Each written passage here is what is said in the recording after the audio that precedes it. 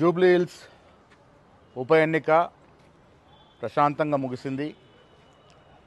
ప్రజలు పెద్ద ఎత్తున కాంగ్రెస్ పార్టీకి, కాంగ్రెస్ అభ్యర్థి నవీన్ యాదవ్కి మద్దతునిచ్చినట్టుగా అక్కడ ఉన్నటువంటి వాతావరణం మా నాయకుల ద్వారా తెలుస్తూ ఉంది.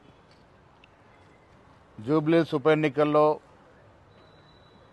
గెలవడానికి కాంగ్రెస్ పార్టీ అభ్యర్థి నవీన్ యాదవ్ కొరకు కష్టపడే ప్రతి ఒక్కరికి కూడా ధన్యవాదములు.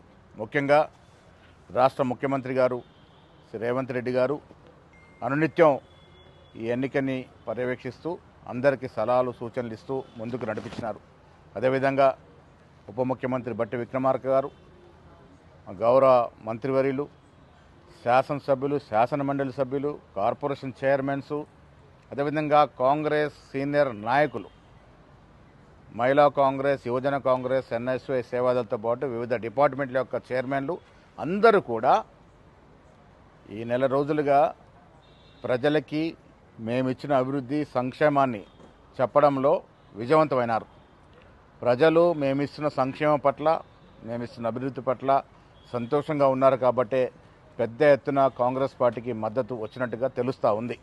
ఏది ఏమైనా మంచి మెజారిటీతో కాంగ్రెస్ అభ్యర్థి నవీన్ యాదవ్ గెలుస్తారనేటువంటి ఆశ ఉంది. ఇక్కడ కష్టపడ్డ ప్రతి ఒక్కరికి పిసిసి తరఫున ధన్యవాదములు.